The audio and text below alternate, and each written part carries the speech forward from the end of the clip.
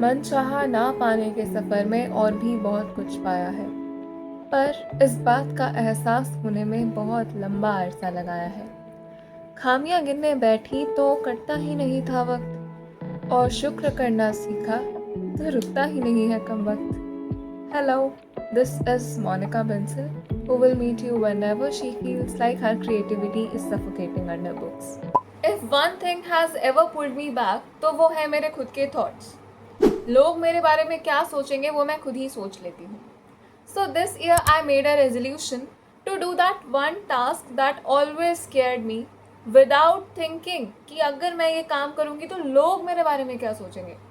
हमारे बायोलॉजी में एक चैप्टर था द एवोल्यूशन, जिसमें बताया गया था कि the universe is so unimaginably vast that even the earth is just a speck in front of that. Similar is the case with those वेले लोग जिन्हें बस दूसरों को कमेंट और जज करना आता है कि ये क्या बकवास कर रही है।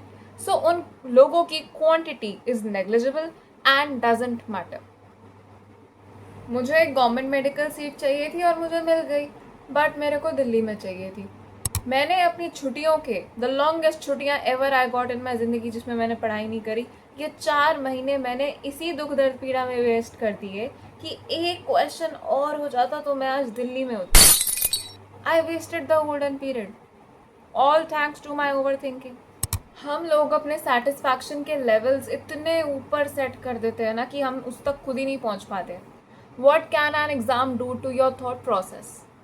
When I was in my intense preparation phase, मुझे अपनी हेल्थ को ध्यान देना, अपनी हॉबीज़ को परस्यू करना टाइम वेस्ट करने के बराबर लगता था। मैं ये रियलाइज़ ही नहीं कर पा रही थी कि मेरी हॉबीज़ ही मेरा फ्यूल है, और बिना फ्यूल का इंजन क्या करता है, गड़ गड़ घौ घौ and all those rubbish sounds. जब मैं वही सेम सिलेबस 1000 बार रिवाइज कर चुकी थी, पढ़ पढ़ कर एकदम पक चुकी थी, इंट्रोवर्जन ज़बरदस्ती अपने ऊपर थोप दिया था, सोशलाइजिंग एकदम ज़ीरो कर दी थी, तब मैं बहुत I was so sick of my sedentary life style कि मैं एक लाइन कहती थी, साला एक बार ये पेपर हो जाए मैं कारपेंट्री भी सीख लूँगी। I wanted to give some time to my hobbies. I wanted to try out some new things, but without any regret. लेकिन मेरी मस्ती तो देखो, वो 4 महीने तो मैंने वेस्ट कर दिए। 2 महीने ओवर थिंकिंग के कारण बीमार होकर बेड पर पड़ी रही, और अब जब 4-5 दिन बचे हैं कॉलेज के लिए शिफ्ट होने के लिए, तब मुझे रियलाइज़ हो रहा है, अरे मैंने तो अपनी छुट्टियाँ वेस्ट कर दी हैं। Taking a drop was never my option. 4 महीनों में ही देख लो क्या हाल हो गया। और अगर मैं 1 साल ऐसे बिना कुछ करे सेम लाइफस्टाइल में पड़े रहती तो मैं आगरा मेडिकल कॉलेज में नहीं, वहाँ के पागल खाने में शिफ्ट हो रही होती। चलो कोई बात नहीं, 4 दिन ही सही। I am presenting in front of you अ बिना टाइटल की पोएम जो मैंने लिखी थी when I was in 10th class, लेकिन उसको पब्लिक करने की हिम्मत मैं अब जुटा पा रही हूँ। So the background of the poem is, एक बच्ची है जिसको नया नया शौक चढ़ा है पोएट्री का, and it is the first time that she is facing the cruelty of life. कुछ छोटे मोटे अप्स एंड डाउन्स हैं जिन्हें वो समझ रही है कि उसके ऊपर दुनिया जहान का पहाड़ टूट पड़ा है। A bit of immature but beautiful feelings, beautifully portrayed in a beautiful poetry. कभी देखा है किसी ऑथर या लेखक को खुद ही अपने पोएम का मैसेज, थीम, समरी देते हुए? मैं दूंगी एंड पहली लाइन तो किसी और पोएम से ली गई है, but gives a good start to the poem. Let's start it. The poem और the poem goes like, into each life some rain must fall, but I think mine is flooded. I must ask what God you want. Why worsening the shredded? I know you'll say it's a game of snakes and ladders are to fix. But why God on my die no face has a six? I know you'll say everything will change, time will heal all the wounds. No, time is just a layer of skin over the pains and wounds. Life is going to be harder, they say. Pull up your socks. Have patience, work hard, and pray you'll find the keys to the locks. But presently, my golden days have all turned rocks.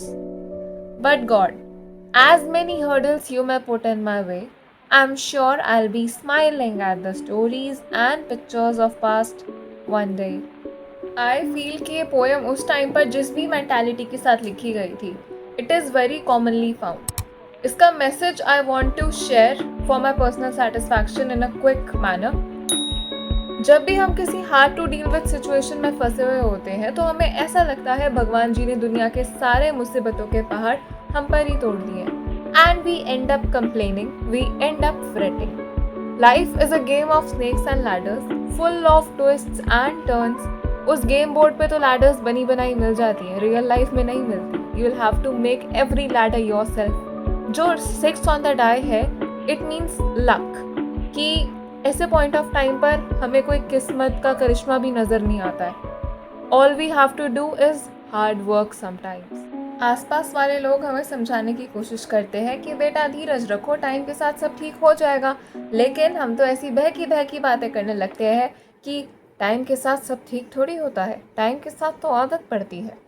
और इस negative thinking का 50% contribution जाता है उन relatable quotes को जिन्हें आप doom scroll करते रहते हैं, लाइक करके, सेव करके, स्टेटस पर लगाते हैं।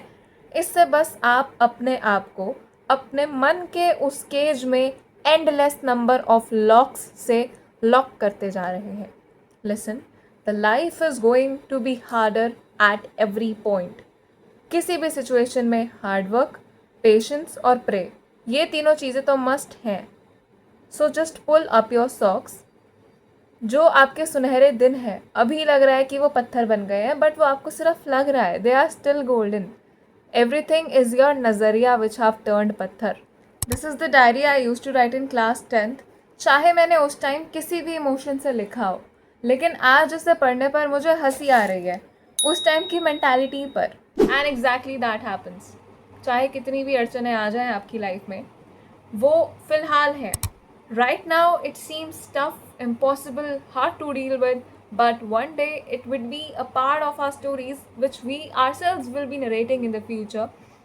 और हम उस टाइम पे सोचेंगे कि उस टाइम इतनी टेंशन लेने से बेटर था कि उन छोटी मोटी चुटकी पुटकी बातों को नज़रअंदाज करके हमने एंजॉय क्यों नहीं किया उस टाइम पर। Human life is full of unsatisfaction and regrets. चाहे आप लाइफ में कितना भी अचीव कर लीजिए, there will always be unsatisfaction, and the need to have more will be persistent always. This was all my poem.